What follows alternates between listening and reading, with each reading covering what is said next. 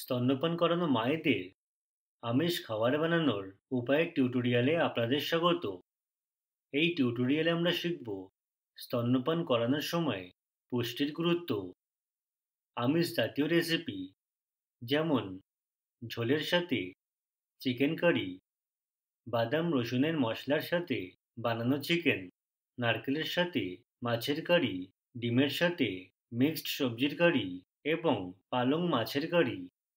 স্তন্যপান করানো মায়েদের অতিরিক্ত পরিমাণে পুষ্টি প্রয়োজন যাতে অধিক দুধ উৎপাদন হয় এবং পর্যাপ্ত পুষ্টি সরবরাহ করতে এবং মায়ের দৈনন্দিন চাহিদা মেটাতে স্তন্যপান করানোর সময় প্রয়োজনীয় পুষ্টি উপাদানগুলি হল ভিটামিন, খনিজ পদার্থ, ওমেগা 3 ফ্যাটি অ্যাসিড এবং কোলিন। পুষ্টির পাশাপাশি আমরা গ্যালাক্টোকক্স সম্পর্কে জানব।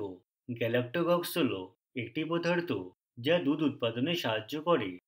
মা এটি খাদ্য থেকে পেতে পারেন যদি খাওয়ারে রসুন, মেথি বীজ এবং পাতা, মৌরি, হালিমের বীজ, সজনা পাতা, সুলফা পাতা এবং জোয়ান। স্তন্যপান করানো মায়েদের পুষ্টি সম্পর্কে একই শৃঙ্খলার আরেকটি টিউটোরিয়ালে ব্যাখ্যা করা হয়েছে। স্তন্যপান করানোর সময় পুষ্টির গুরুত্ব বোঝার পর আমরা রেসিপি বানানো শিখব।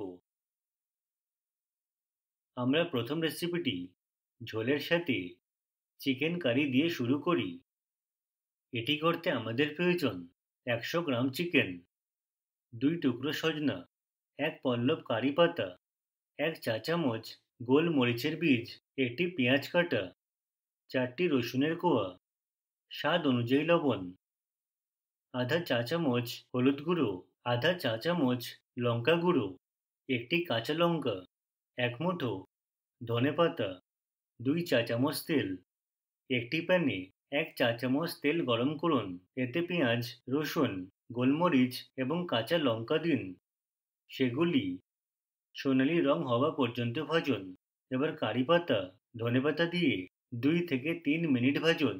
এগুলিকে ঠান্ডা করুন এবং সামান্য জল যোগ করে একটি পেস্টে পিষে নিন।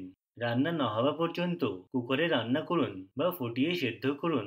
একটি প্যানে 1 চা চামচ তেল গরম করুন, প্রস্তুত পেস্ট যোগ করে 2 মিনিটের জন্য রান্না করুন। এটিতে সকল মশলা এবং চিকেন যোগ করুন। এবার আধা কাপ জল দিয়ে ভালো করে মেশান। ঢেকে রান্না করুন যতক্ষণ না চিকেন নরম হয়ে যায়। এটিতে সিদ্ধ বা কুকারে রান্না করা ঝোল যোগ করুন। 2 থেকে 4 মিনিট রান্না হতে দিন। এখন ঝোল সহ চিকেন কারি প্রস্তুত। দ্বিতীয় যে রেসিপিটি আমরা শিখব তা হলো বাদাম রসুনের মশলায় রান্না করা চিকেন। এটি প্রস্তুত করতে আমাদের প্রয়োজন 100 গ্রাম মুরগি, 2 টেবিল চামচ চীনাবাদাম, 5 কোয়া রসুন, একটি কাটা টমেটো, একটি পেঁয়াজ কুচি, হাফ চা চামচ হলুদ, স্বাদমতো লবণ, 1 চা চামচ লাল লঙ্কা গুঁড়ো, 2 চা চামচ তেল। চীনাবাদাম রসুনের পেস্ট তৈরি করতে একটি প্যানে মাঝারি আঁচে চীনাবাদাম ভাজুন। পোড়া এড়াতে এটি ক্রমাগত নাড়ুন, তাদের ঠান্ডা হতে দিন। বাইরের আবরণ সরাতে আপনার হাতের তালুর মধ্যে ভাজা চীনাবাদাম ঘষুন। একটি প্যানে 1 চা চামচ তেল গরম করে পেঁয়াজ, টমেটো এবং রসুন দিয়ে টমেটো নরম না হওয়া পর্যন্ত ভাজুন। তাদের ঠান্ডা হতে দিন। পরে চীনাবাদামের সাথে মিশিয়ে নিন। সামান্য জল যোগ করে একটি পেস্টে পিষে নিন। একটি প্যানে 1 চা চামচ তেল গরম করুন। এখন চীনাবাদাম রসুনের পেস্ট যোগ করুন এবং 2 মিনিট রান্না করুন। এরপর মশলা যোগ করুন এবং চিকেন দিয়ে 2 মিনিটের জন্য রান্না করে অল্প জল মেলান। প্যানটি ঢেকে মুরগির মাংস নরম না হওয়া পর্যন্ত রান্না করুন। বাদাম রসুনের মশলার সাথে চিকেন এখন প্রস্তুত।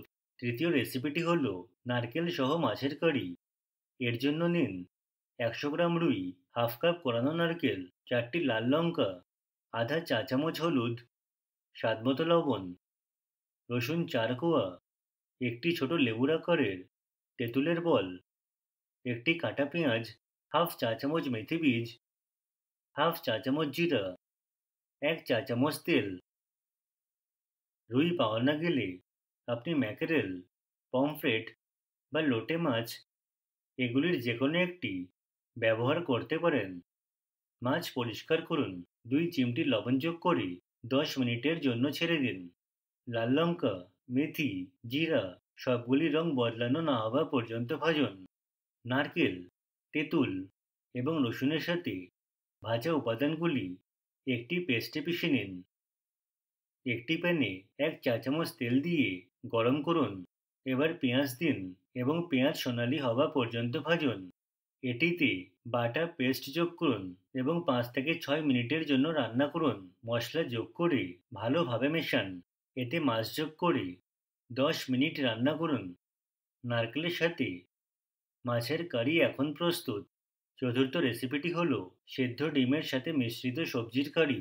এটি বানাতে প্রয়োজন 2টি সেদ্ধ ডিম, 2টি ফুলকপির কোয়া, একটি মাঝারি পেঁয়াজ, 2টি ছোলানো মটরশুঁটি, একটি মাঝারি কাটা টমেটো, হাফ ছোট কাটা ক্যাপসিকাম, 1 টেবিল চামচ তিলবীজ, 1 চা চামচ লঙ্কা গুঁড়ো, স্বাদমতো লবণ, আধা চামচ হলুদ গুঁড়ো, 1 টেবিল চামচ পোস্ত বীজ, হাফ চা চামচ হালিম বীজের গুঁড়ো, 1 চা চামচ তেল। একটি প্যানে তিল এবং পোস্তদানা শুকনো ভেজে নিন এবং ঠান্ডা হতে দিন। এরপর একটি প্যানে আধা চা চামচ তেল দিয়ে টমেটো ভাজুন। ঠান্ডা হবার পর টমেটো এবং বীজ মিক্সার বা হামানদিস্তায় পিষে নিন। একটি প্যানে 1 চা চামচ তেল গরম করুন। পেঁয়াজ যোগ করে সোনালী হওয়া পর্যন্ত ভাজুন। এখন টমেটো পেস্ট যোগ করে 5 মিনিট রান্না করে লবণ, হলুদ, লঙ্কা গুঁড়ো দিয়ে ভালো মতো মেশান। এটিতে কিছু জল এবং শাকসবজি যোগ করুন। সবজি নরম না হওয়া পর্যন্ত ঢেকে রান্না করুন। সেদ্ধ ডিম 2 ভাগে কেটে কারিতে যোগ করুন এবং 1 মিনিট রান্না করুন। মিশ্রিত সবজি সহ সেদ্ধ ডিমের কারি প্রস্তুত।